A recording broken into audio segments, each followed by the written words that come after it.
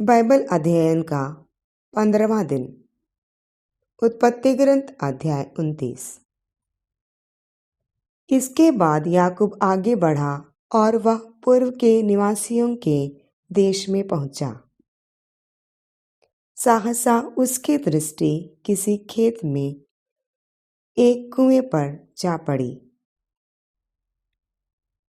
वहां भेड़ बकरियों के 3 झुंड थे, क्योंकि उस कुएं से ही उनको पानी पिलाया जाता था। कुएं के मुंह पर एक बड़ा पत्थर पड़ा हुआ था। जब झुंड वहां इकट्ठे हो जाते थे, तब चरवाहे कुएं के मुंह पर का पत्थर हटा देते और भेड़ों को पानी पिला देते थे। फिर वे उस पत्थर को कुएं के मुंह पर उसकी जगह रख देते थे। याकूब ने उनसे पूछा, भाइयों, तुम लोग कहाँ से आए हो? उन्होंने उत्तर दिया, हारान से आए हैं। फिर उसने उनसे पूछा, क्या तुम नाहोर के पुत्र लाबान को जानते हो? उन्होंने कहा, हाँ, हम उनको जानते हैं। तब उसने पूछा, क्या वह सकुशल हैं? उन्होंने उत्तर दिया, हाँ, वह अच्छी तरह हैं। देखिए, उनकी बेटी राहेल भेड़ों के साथ आ रही है। तब याकूब ने कहा, अभी तो दिन बीतने में बहुत देर है। पशुओं को इकट्ठा करने का समय नहीं हुआ है। भेड़ों को पानी पिलाओ और जाओ, उन्हें फिर से चराओ। परंतु उन्होंने कहा, हम ऐसा नहीं कर सकते। जब सब पशु इकट्ठे हो जाएंगे और कुएं के मुंह से पत्थर हटाया जाएगा, तभी हम भेड़ों को पानी पिला सकेंगे। वह इस प्रकार उनसे बातें कर ही रहा था कि अपने पिता की भेड़ों के साथ राहेल वहां आ पहुंची। वह भेड़ें चराया करती थी। जब याकूब ने अपने मामा लाबान की बेटी राहेल को और अपने मामा लाबान की भेड़ों को देखा, तब याकूब ने पास जाकर कुएं के मुंह पर से पत्थर हटा दिया और अपने मामा लाबान की भेड़ों को पानी पिलाया। फिर याकूब ने राहेल का चुंबन लिया और फूट फूट कर रोने लगा। उसने राहेल को बताया कि वह उसके पिता का संबंधी और रिबेका का पुत्र है। यह सुन वह अपने पिता को यह खबर देने दौड़ पड़ी। जैसे ही लाबान ने अपनी बहन के पुत्र याकूब के आने का समाचार सुना, वह उससे मिलने को दौड़ा और उसे गले लगाकर उसका चुंबन किया। फिर वह उसे अपने घर ले गया। याकूब ने लाबान से सब बातें कह सुनाई। लाबान ने उससे कहा, निश्चय ही तुम मेरे रक्त संबंधी हो। याकूब उसके पास पूरे 1 महीने रह गया।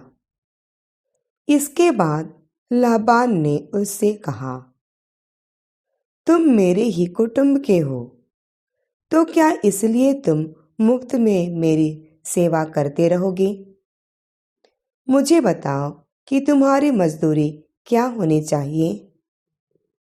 लाबान की 2 पुत्रियां थीं। बड़ी का नाम लेआ और छोटी का नाम राहेल था। लेआ की आंखें कमजोर थीं, परंतु राहेल सुडौल और सुंदर थी। याकूब राहेल को प्यार करता था, इसलिए उसने कहा, मैं आपकी छोटी पुत्री राहेल के लिए 7 वर्ष आपकी सेवा करूंगा। लाबान ने कहा, किसी अपरिचित व्यक्ति को देने की अपेक्षा उसे तुम्हें देना अधिक अच्छा है, इसलिए तुम मेरे पास रहो। याकूब ने राहेल के लिए 7 वर्ष सेवा की। उसे उससे इतना प्रेम था कि उसका यह समय बहुत जल्द बीता हुआ जान पड़ा।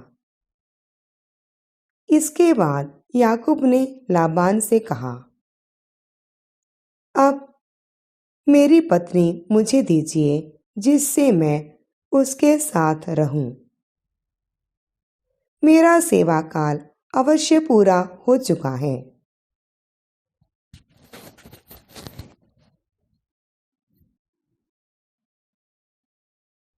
तब लाबान ने उस स्थान के सब आदमियों को निमंत्रित किया और एक भोज दिया।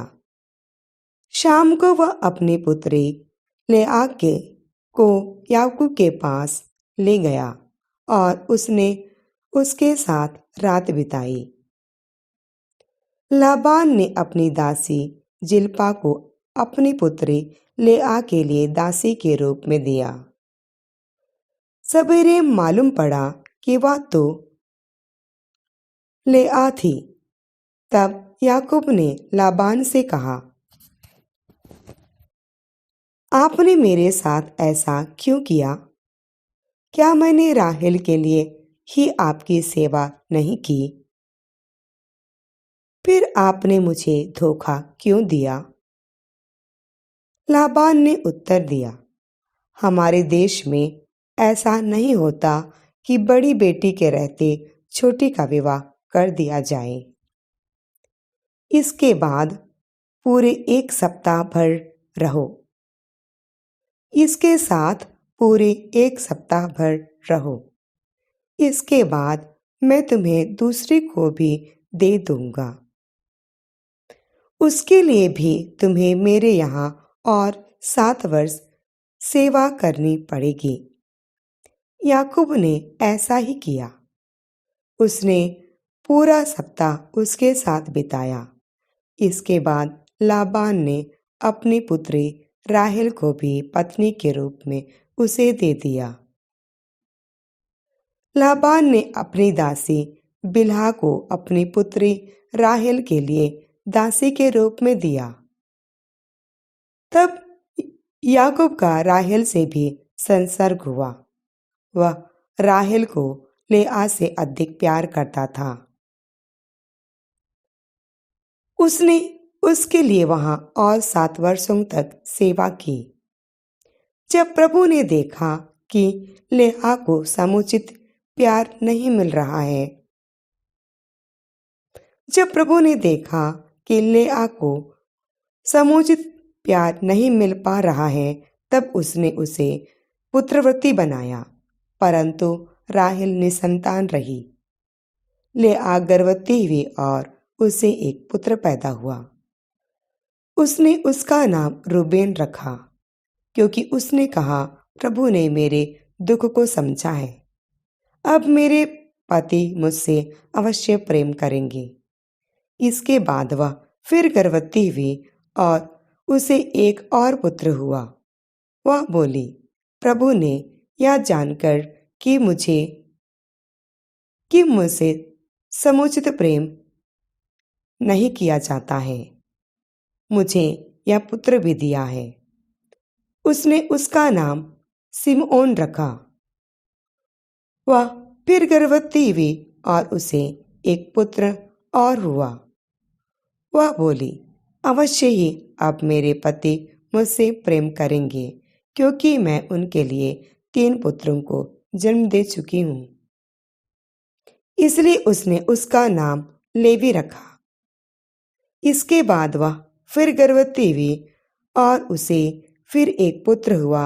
वह बोली, अब मैं प्रभु की स्तुति करूंगी। इसलिए उसने उसका नाम यूदा रखा। इसके बाद उसके संतति होना बंद हो गया।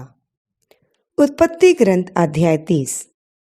जब राहेल ने देखा कि उससे याकूब को कोई पुत्र नहीं हुआ है, तब वह अपनी बहन से जलने लगी और उसने याकूब से कहा, मुझे बाल बच्चे दो, नहीं तो मैं मर जाऊंगी। याकूब को राहेल पर क्रोध आ गया। वह कहने लगा, मैं क्या ईश्वर बन सकता हूँ? उसी ने तो तुम्हें संतान से वंचित किया। वह बोली, यह मेरी दासी बिल्हा है, तुम इसे रख लो, जिससे उसके माध्यम से मेरी गोद में बच्चे खेल सकें। इसलिए उसने अपनी दासी बिल्हा को उपपत्नी के रूप में उसे दिया। याकूब का उससे संसर्ग हुआ। बिल्हा गर्भवती हुई और याकूब से उसे एक पुत्र हुआ। राहेल ने कहा, ईश्वर ने मेरे साथ न्याय किया है। उसी ने मेरी प्रार्थना स्वीकार कर मुझे यह पुत्र दिया है। इसलिए उसने उसका नाम दान रखा। राहेल की दासी बिल्हा फिर गर्भवती हुई और याकूब से उसे एक पुत्र उत्पन्न हुआ। और याकूब से उसे एक दूसरा पुत्र हुआ। तब राहेल ने कहा, बड़े संघर्ष के बाद मैं अपनी पत्नी को पराजित कर सकी हूँ। इसलिए उसने उसका नाम नफ्ताली रखा। लेआ ने जब देखा कि उसके संतान होना बंद हो गया है, तब उसने अपनी दासी जिल्पा को उपपत्नी के रूप में याकूब को दिया। लेआ की दासी जिल्पा से याकूब को एक पुत्र हुआ। तब लेआ बोली, मेरा कितना सौभाग्य है। इसलिए उसने उसका नाम गाद रखा। इसके बाद लेआ की दासी जिल्पा से याकूब को एक और पुत्र हुआ। अब लेआ ने कहा, मैं कितनी धन्य हूँ, स्त्रियां मुझे धन्य कहेंगी। इसलिए उसने उसका नाम आशेर रखा। गेहूं की कटनी के समय रूबेन खेत गया। वहां उसे लक्ष्मणा फल मिले, जिन्हें लाकर उसने अपनी माँ लेआ को दिया।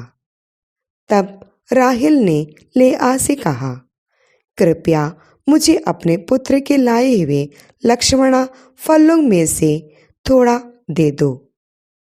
परंतु उसने उत्तर दिया, क्या इससे तुम्हारा जी नहीं भरा कि तुमने मुझसे मेरा पति छीन लिया है और अब तुम मेरे पुत्र के लक्ष्मणा फल भी छीन लेना चाहती हो? राहेल ने कहा, तुम्हारे पुत्र के लाए लक्ष्मणा फलों के बदले में वह आज रात को तुम्हारे साथ सो सकते हैं। जब शाम को याकूब खेत से वापस आया, तब लेआ उससे मिलने को निकली और कहने लगी, तुम्हें मेरे साथ सोना पड़ेगा, क्योंकि अपने पुत्र के लक्ष्मणा फलों के बदले मैंने तुम्हें किराए पर ले लिया है। इसलिए वह रात उसने उसके साथ बिताई। ईश्वर ने लेआ की सुन ली। वह गर्भवती हुई और उसने याकूब के लिए 5वें पुत्र को जन्म दिया। लेआ बोली, मैंने अपने पति को अपनी दासी दे दी थी, इसलिए ईश्वर ने मुझे यह पुरस्कार दिया है। इसलिए उसने उसका नाम इस्साकार रखा। लेआ फिर गर्भवती हुई और उससे याकूब का छठा पुत्र उत्पन्न हुआ। तब लेआ बोली, ईश्वर ने मुझे अच्छा वरदान दिया है। अब मेरे पति मेरे साथ रहेंगे, क्योंकि मैं उनके लिए 6 पुत्रों को जन्म दे चुकी हूँ। इसलिए उसने उसका नाम जबूलून रखा। बाद में उसने एक पुत्री को भी जन्म दिया और उसका नाम दीना रखा। तब ईश्वर को राहेल का ध्यान आया। ईश्वर ने उसकी विनती स्वीकार की और उसको संतान उत्पन्न करने की शक्ति दी। वह गर्भवती हुई और उसने एक पुत्र को जन्म दिया। वह बोली, ईश्वर ने मेरा कलंक दूर कर दिया है, और यह कहते हुए कि प्रभु मुझे एक और पुत्र दे, उसने उसका नाम यूसुफ रखा। जब राहेल यूसुफ को जन्म दे चुकी, तब याकूब ने लाबान से कहा, मुझे विदा कीजिए, जिससे मैं अपने घर अपनी जन्मभूमि लौट जाऊं। मुझे मेरी पत्नियां और संतानें भी दीजिए, जिनके लिए मैंने आपकी सेवा की है। मुझे जाने की आज्ञा दीजिए, क्योंकि मैंने आपकी जो सेवा की है वह तो आपको अच्छी तरह मालूम है। लाबान ने उसे उत्तर दिया, यदि तुम्हें पसंद है तो मेरे यहाँ रहो।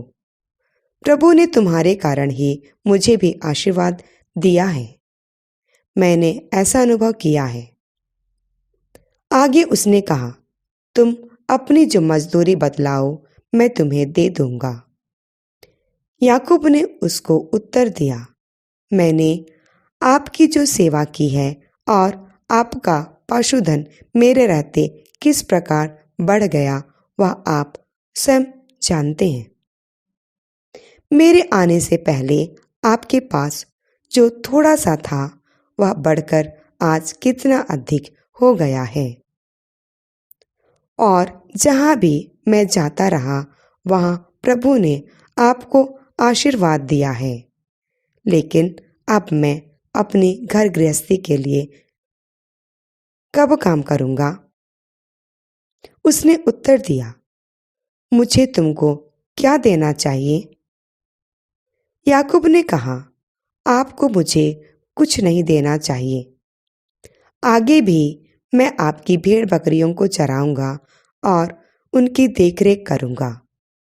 आप मेरे लिए बस इतना कीजिए कि मैं आज आपकी भेड़ बकरियों के बीच जाऊं और उनमें से चित्तीदार और चितकबरी सभी भेड़ों को, मेमनों से सभी काले मेमने और बकरियां छांट लूं। आज मैं आपकी भेड़ बकरियों के बीच जाऊं, उनमें से चित्तीदार और चितकबरी सभी भेड़ों को, मेमनों में से सभी काले मेमने और बकरियों में से चित्तीदार और चितकबरी बकरियां छांट लूं। ये मेरी मजदूरी हूँ। जब आप मेरी मजदूरी में प्राप्त उन पशुओं को देखने आएंगे, तब आपको मेरी ईमानदारी का परिचय मिल जाएगा। यदि उनमें चित्तीदार या चितकबरी बकरियां या काले रंग के मेमनों के अलावा कुछ और मिलेगा, तो वह चुराया हुआ समझा जाएगा। लाबान ने कहा, ठीक है, तुमने जैसा कहा है वैसा ही करो। तब उसी दिन लाबान ने धारीदार और चितकबरी बकरों और सब चित्तीदार और चितकबरी बकरियों को, अर्थात जिन पर कुछ सफेद दाग चिन्ह थे, और प्रत्येक काले मेमने को अलग कर उन्हें अपने पुत्रों को के सुपुर्द कर दिया। उसने अपने और याकूब के बीच 3 दिन के मार्ग की दूरी निश्चित की। याकूब लाबान की शेष भेड़ बकरियों को चराने लगा। याकूब ने चिन्नार, बादाम और ओमेन के वृक्षों की हरी डालियां लीं और उनकी छाल के छल्ले काटकर भीतर की सफ़ेदी उघाड़ी, जिससे उन पर सफ़ेद धारियां दिखाई पड़ी। उसने इस प्रकार छिली हुई लकड़ियां पानी के नांदों और नालियों में पशुओं के सामने वहां रख दी। वहां वे पानी पीने आते थे। जहां वे पानी पीने आते थे, जब मादा पशु वहां पानी पीने आते थे, तो वहां गाभिन हो जाते और फिर धारीदार चित्तीदार चितकबरे बच्चे पैदा करते थे। याकूब ने मेमनों को अलग कर दिया और दूसरे पशुओं को लाबान की के धारीदार और काले पशुओं के पीछे पीछे हाँका।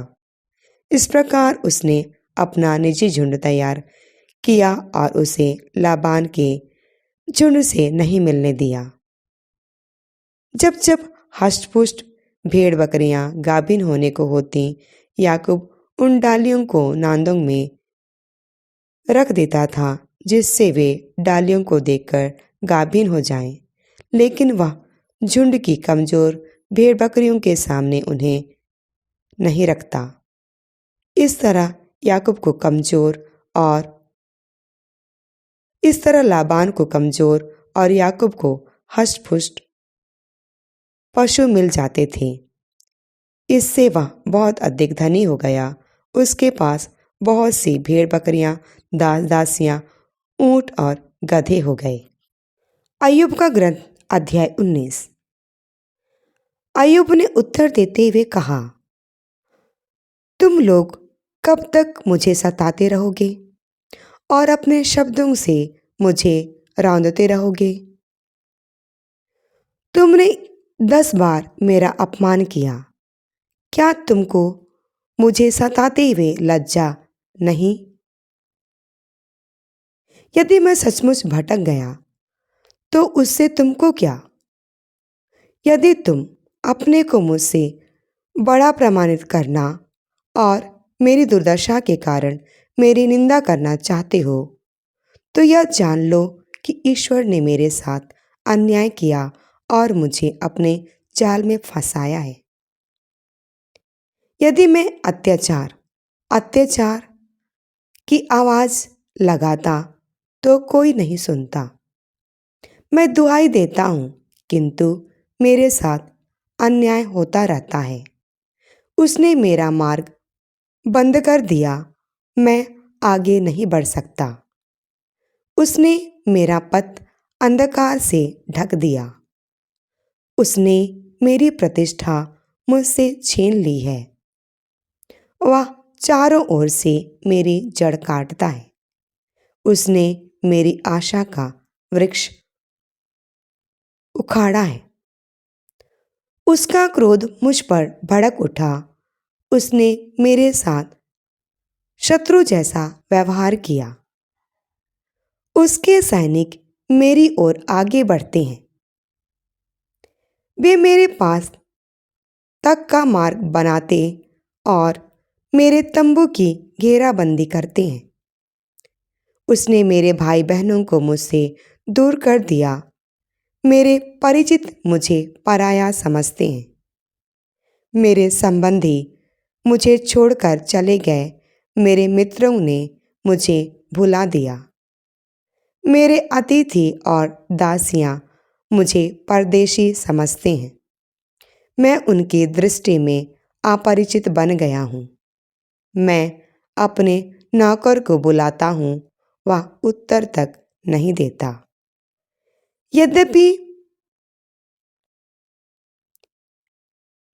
यद्यपि मैं उससे विनयपूर्वक निवेदन करता हूँ। मेरी सास से मेरी पत्नी को घृणा होती है। मेरे अपने पुत्र मुझे घृणित समझते हैं। छोकरे भी मेरी हंसी उड़ाते हैं। जब मैं उठ खड़ा होता हूँ तो वे मेरा उपहास करते हैं।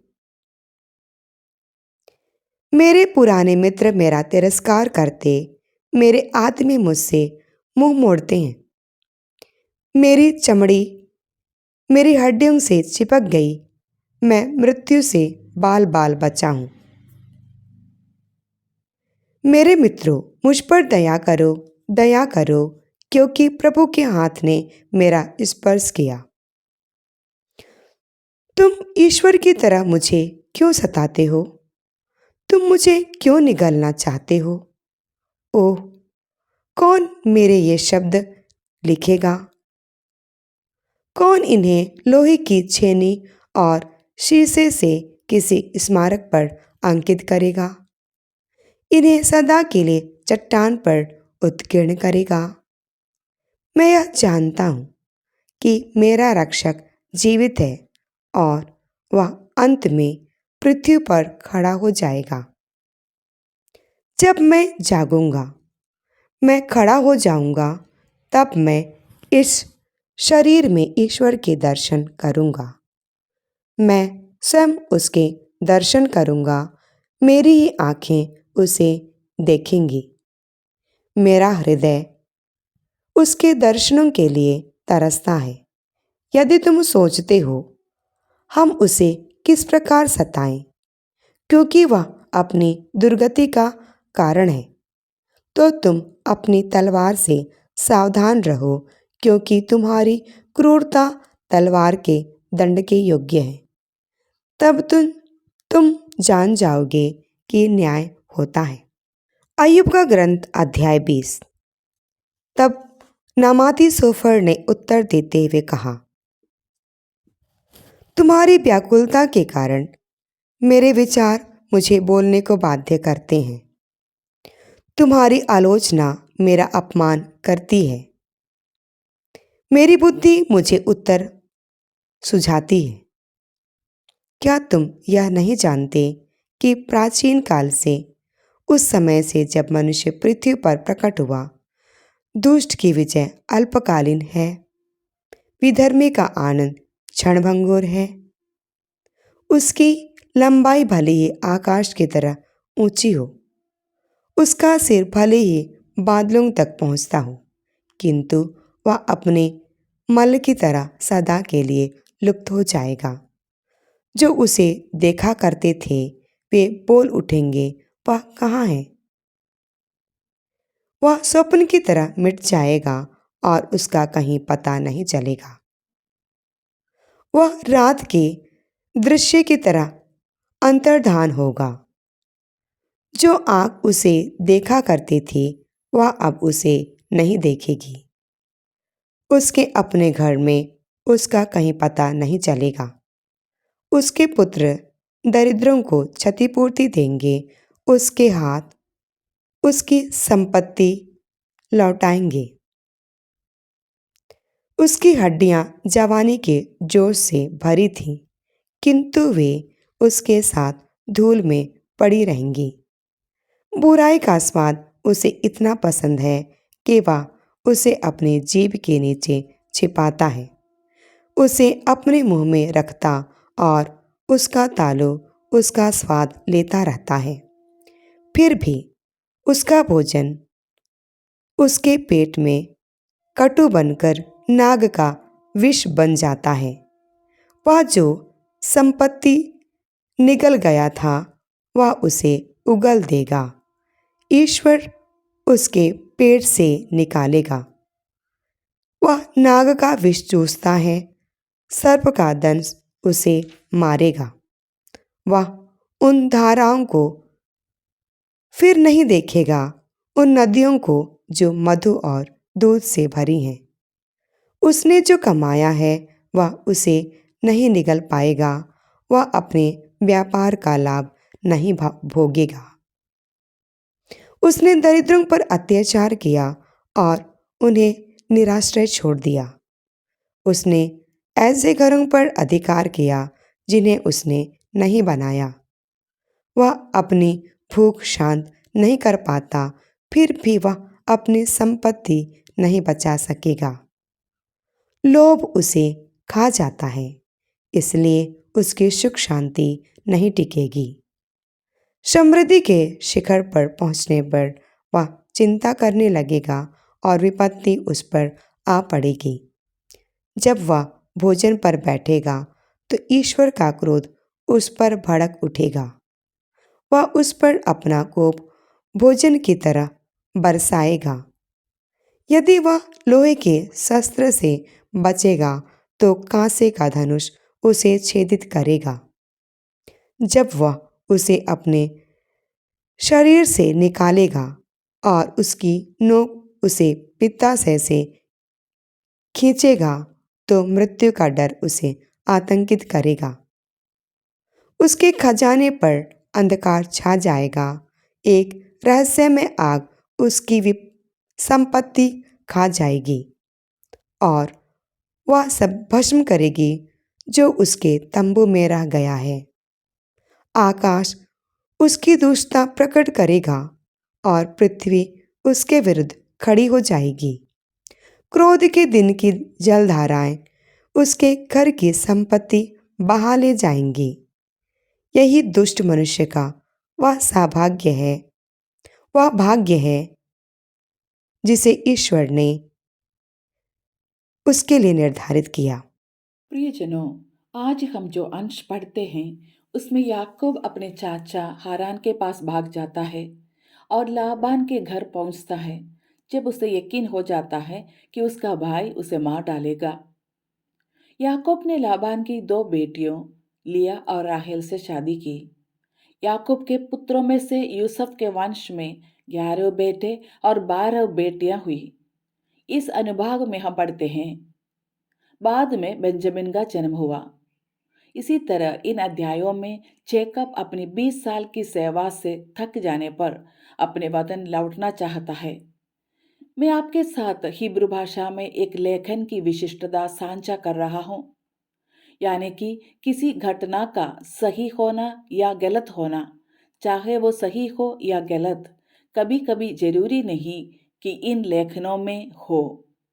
लेकिन इब्रानियों का लेखक सही या गलत के बयानों में सही और गलत के बारे में बात नहीं करता है, बल्कि किसी चीज के गलत होने और उसे गलत करने वाले व्यक्ति के दुख और आपदाओं के बारे में बात करता है। बताएं कि यह गलत था, ऐसे कोई स्पष्ट बयान नहीं होंगे जो गलत हो। लेकिन जब हम कोई पाठ पढ़ते हैं, कोई हिब्रू पाठ, विशेषकर जब हम बाइबल पढ़ते हैं, तो क्या किसी ने कुछ सही किया? हम मुख्य रूप से उसके जीवन में बाद में होने वाली घटनाओं का आकलन करके पहचानते हैं कि क्या वह गलत था। इधर जैकब के कार्य गलत थे जब उसने अपने पिता को धोखा दिया और उनका आशीर्वाद लिया और देश छोड़ दिया। हालांकि बाइबल स्पष्ट रूप से ऐसा नहीं कहती है, लेकिन बाद में याकूब को उसके पूरे जीवन में जो बुरे अनुभव हुए, पवित्र आत्मा कह रहा है कि याकूब के लिए कुछ विशिष्ट चीजें दिखाकर अपने पिता को धोखा देना गलत था। इसलिए हिब्रू साहित्य बताता नहीं बल्कि सही गलत दिखाता है। जैकब ने जो किया वो गलत था। उसने अपने पिता को धोखा दिया। धोखा तब दिया जब पिता अंधेरे में थे, जब पिता की आंखों की रोशनी धुंधली थी, जब पिता के चारों ओर अंधेरा था। जब लाबान अपने घर पहुंचता है तो लाबान अपनी छोटी बेटी राहेल को 7 साल तक गुलाम बनाकर धोखा देता है। यह रात को धोखा देता कुछ तुलनाएं मिल सकती हैं। जब बुढ़ापे का अंधेरा, आंखों के धुंधलेपन का अंधेरा उसके चारों ओर फैल गया, लाबान अंधेरे में याकूब को धोखा दे रहा है, जैसे उसके बेटे ने इसहाक को धोखा दिया था। जब छोटा बेटा यह कहकर आशीर्वाद लेता है कि वो बड़ा बेटा है, लाबान यह कहकर याकूब को धोखा दे रहा है कि वह बड़ी बेटी को छोटी बेटी के जगह में दे रहा है। देखिए, कहावत है, आपका पाप आपको परेशान करेगा। हमने दूसरों के साथ जो किया है वो हमारे जीवन में उसी सिक्के के रूप में दोहराया जाने की संभावना है। इसे जोकिबिन के जीवन के माध्यम से संकेत के रूप में प्रस्तुत किया गया है। इन अध्यायों में एक महत्वपूर्ण संदेश यह है कि जो धोखा देगा वो धोखा खाएगा। दूसरे के लिए बाइबल सच बताती है कि लिया की उपेक्षा की जाती है। जेकब राहेल को अधिक प्यार करता था, इसलिए जेकब अपनी पहली पत्नी लिया की उपेक्षा करता है।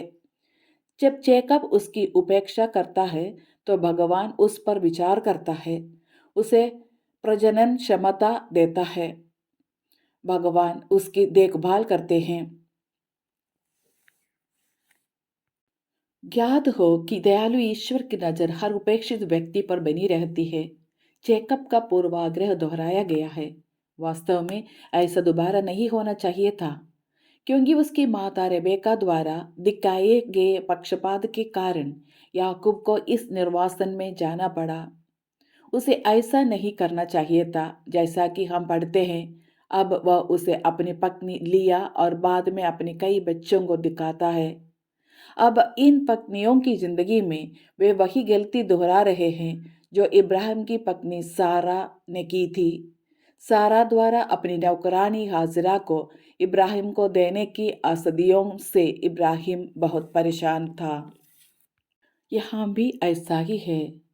जो पत्नियां गलती से सोचती हैं कि वे अपने पति को अधिक से अधिक बच्चे देकर उनका प्यार कर सकती हैं, वे पाती है कि वे उन्हें बच्चे देने में असमर्थ है।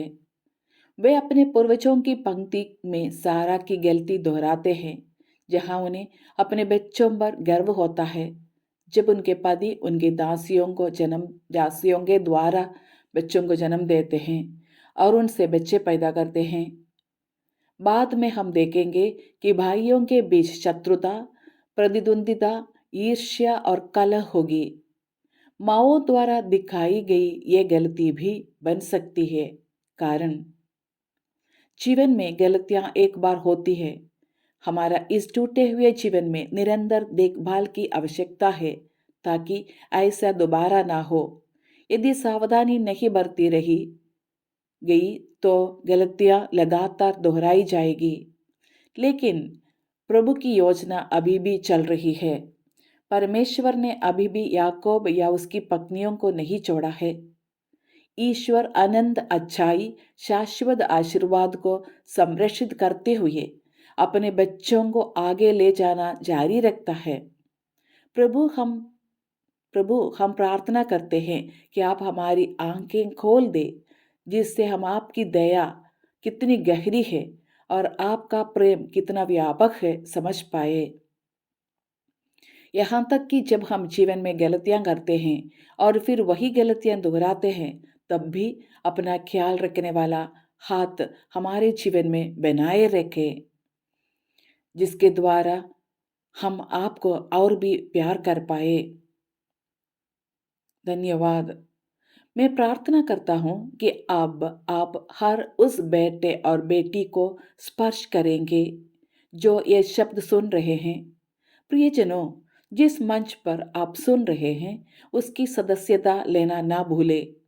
आप इस पाठन में बिना किसी रुकावट के भाग ले सकते हैं। जब तक हम वचन की इस आवाज के माध्यम से कल फिर से आप तक नहीं पहुंच जाते, तुम्हें पता होना चाहिए कि मैं तुम्हारे लिए प्रार्थना कर रहा हूं। जब तक प्यार करे, प्रार्थना करे और अपने प्रभु को तब तक प्यार करे, प्रार्थना करे और अपने प्रभु को कम से कम एक व्यक्ति के साथ हमारे प्रभु के बारे में साझा करने का प्रयास करे। प्रार्थना है, आपका दिल मंगलमय हो। जय यीशु।